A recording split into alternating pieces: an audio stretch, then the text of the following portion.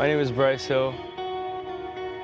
I'm 17, and I pitch for the Seminole Ridge baseball team.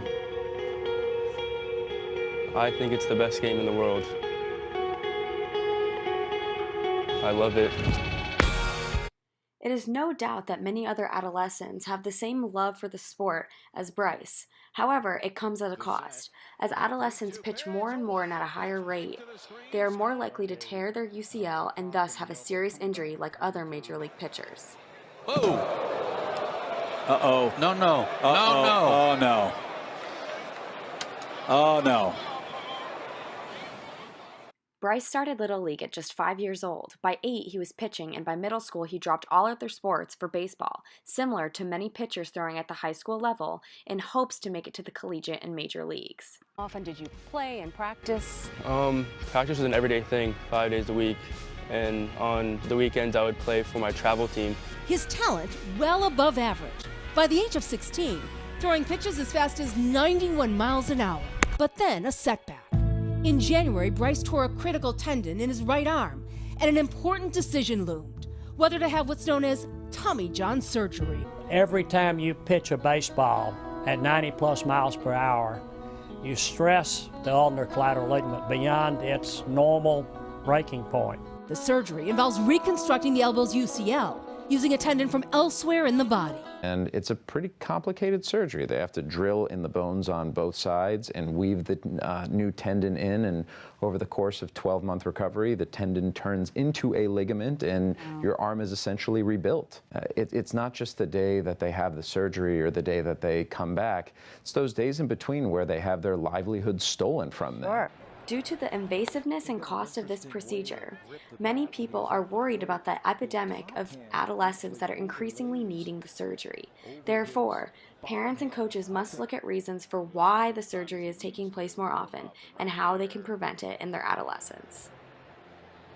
It used to be that this operation was designed for professional pitchers. In my practice, there's been a 10-fold increase in high school and younger youth baseball players that required a Tommy John's procedure since year 2000. And the problem is you have parents with stars and college scholarships in their eyes. You have coaches who want to advance their own careers. And unwittingly, you have the kids who aren't going to say no to going out and doing what they enjoy doing. And as the field gets more and more competitive, it just drives the whole thing.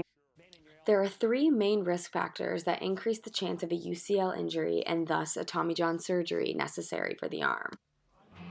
Young baseball players today are experiencing more pressure than ever before to perform at a high level, causing dangerous injuries. We're treating these young kids like they're professional athletes, trying to get them a scholarship to college when they're 12, 13, 14 years old, and we have all these overuse injuries associated with throwing a baseball. I know that when there's a scout back there and there's a radar gun pointing at you, you know you want to throw your hardest. I hear it all the time. I went to a showcase. I threw 15, 20 pitches as hard as I could throw it, and I heard my elbow pop. The number one risk factor for all these high school and younger kids tearing their ligament is specialization in year-round baseball. Is that part of the Sports specialization is a huge part of the problem. If you play baseball year-round for just for 12 months a year, you're more than 5 times likelier to have an arm injury than if you play season by season. By following these pitching guidelines, adolescents will have a lesser chance of needing a Tommy John surgery. So at what age do doctors say it's safe for a young player to specialize in pitching, let's say? Well, you know, the opinions really vary on that. But in the end, I think if you stick around at 15 or 16 or 17, maybe at that point, even then, though, pitching year-round is not a good thing to do. You need to take some time off. No question. By the way, Major League and USA Baseball, along with experts, including Dr. Andrews, have come up with pitch-smart guidelines for younger players. They emphasize the importance of limiting the number of pitches thrown by younger players to reduce injuries. The range is anywhere from a maximum of 50 pitches daily for 7 to 8-year-olds to 120 pitches daily for 19 to 22-year-olds. It also includes how many days rest should be required between pitching outings. Young baseball players in high school that I have had to do a Tommy John's procedure on, and we found out that the majority of those kids only had 1 week off each year where they weren't competitively throwing a baseball, the week between Christmas and New Year's. where we make recommendations for at least 2 months off each year where they're not doing an overhead throwing sport. Throw a baseball at a young age with fatigue. There's a 3,600% increase that you can hurt your shoulder or your elbow as a young pitcher. If we're not able to change the systems, we're not going to really make a dent in prevention. What would you say to other parents about this surgery? Well, you got to weigh out your situation, your kid's talent, ability, the pros and cons, and make your best decision. I mean, there's no right or wrong answer. In avoiding such an invasive surgery, there are other options that are non-surgical that might be better for younger children.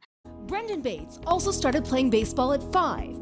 His injury came when he was just 11. As soon as I got done warming up and got on the mound, the first pitch, it just felt like it just popped. Due to his young age, Dr. Andrews wants Brendan's arm to heal without surgery. 6 weeks in a cast and now 6 weeks in a brace. It's not just about baseball, because if it doesn't heal properly, then it's going to affect him in everything that he does. So we're doing everything possible, to not have surgery, but if that's the decision that we have to make, and that's the best decision for Brendan, then we're going to do what's best for him in the long run.